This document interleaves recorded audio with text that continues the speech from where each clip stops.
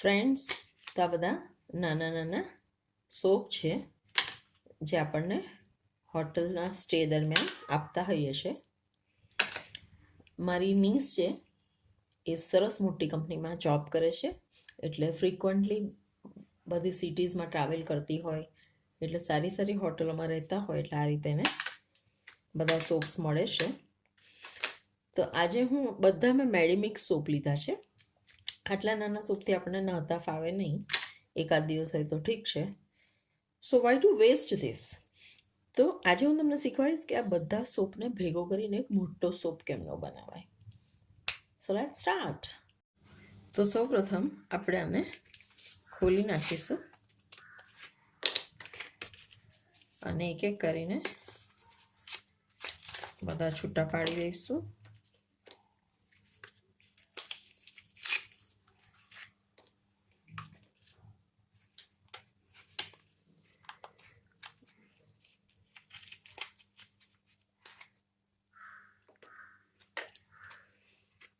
અને 5. હવે આ બધાને આપણે એક બાઉલમાં છીણીથી છીણી લઈશું. તમારે છીણવા ના હોય તો તમે આ જે સ્ટેપ છે સ્કીપ કરી શકો છો, અને આના પછીની સ્ટેપ છે એ તમે ડાયરેક્ટ પણ કરી શકો છો.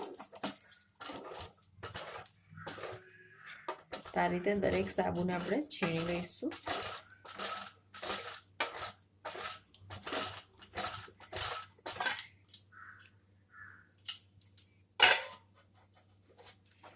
તમે છીણો નહીં ને નાના નાના પીસીસ કરી દેશો તો પણ ચાલશે. That will be more easy.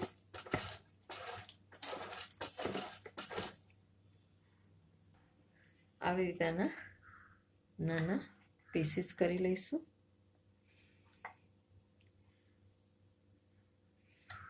આ થોડું ફટાફટ થશે, but be careful about your fingers and hand.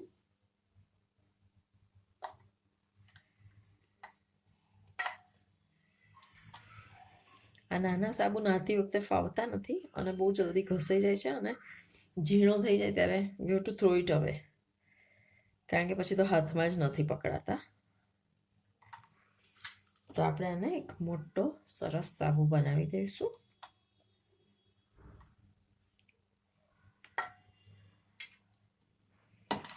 તો આપણા સોપના પીસીસ થઈ ગયા છે. હવે આપણે ગેસ ઉપર એક કન્ટેનર મૂકીએ જેમાં પાણી ગરમ કરીએ. તો આ રીતે કઢાઈમાં પાણી ગરમ કરવા મૂકવાનું છે. હવે આપણે જે સાબુ છીણ્યા હતા એ કન્ટેનરને આ ગરમ પાણી ઉપર મૂકી દેવાનું છે. એટલે નીચે ગરમ પાણી થશે એટલે ઉપરનો સાબુ મેલ્ટ થશે. ત્યાં સુધી આપણે જે મોલ્ડમાં આને નાખવું હોય, જે મોલ્ડનો શેપનો આપણે સાબુ બનાવવો હોય એ મોલ્ડ આપણે ત્યાં સુધી રેડી કરી દઈએ. હું આજે આ મોલ્ડનો સોપ બનાવું છું, એટલે આ સોપને હું તેલથી ગ્રીસ કરી દઈશ. તેલ, ક્રીમ જે તમે યુઝ કરવું હોય કરી શકો છો. એટલે આ રીતે આપણે એને બેઝમાં અને 4 બોર્ડરમાં ગ્રીસ કરી લઈશું. આપણો આ સાબુ મેલ્ટ થાય ત્યાં સુધી આપણે એલોવેરાને પણ છીણીને રેડી રાખીએ. તો આટલું એલોવેરા હું મારા ગાર્ડનમાંથી કટ કરીને લાવી છું. હવે એને છોલી અને હું છીણી લઉં. આપણે જે આ એલોવેરા છીણ્યું છે એને પણ આપણે હવે અંદર એડ કરી દઈશું.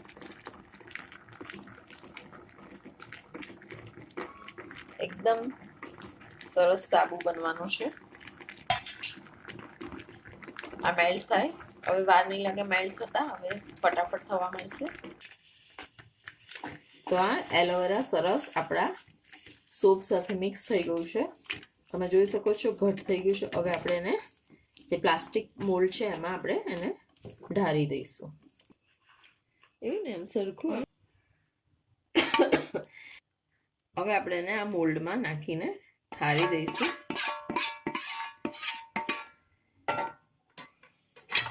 You can also add chandan powder if you want, તમે હળદર એડ કરી શકો છો. હવે આપણે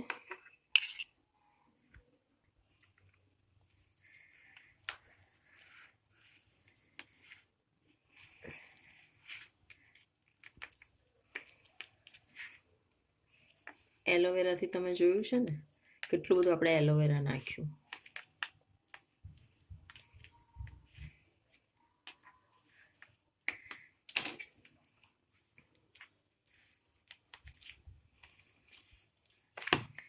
આ રીતે સરસ સેટ કરવાનું છે. I will use my finger, I think. This is proper. કારણ કે નાના કન્ટેનરમાં ચમચા કે બધું પ્રોપર સેટ નથી થતું. Now we'll keep this for 5 hours. આ થોડું સોલિડ થશે પછી આપણે એને ફરી બહાર કાઢીશું. તો આને ઠરે 4-5 ઘંટા થઈ ગયા છે, 4-5 કલાક. હવે આપણે એને આ રીતે બટર નાઈફ ફેરવીને લૂઝ કરીશું.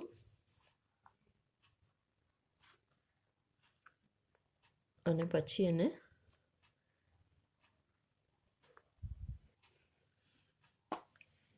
તો ચારે બાજુથી ધાર નીકળી ગઈ છે.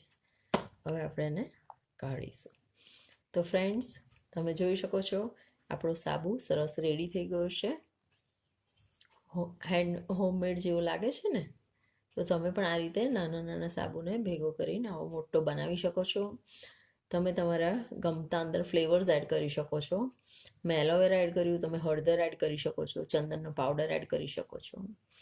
તો ફ્રેન્ડ્સ, તમે જાણો જ છો Super Saheliya is very famous for its DIY, for its cooking recipes and best out of west and much more. So keep watching. Thank you.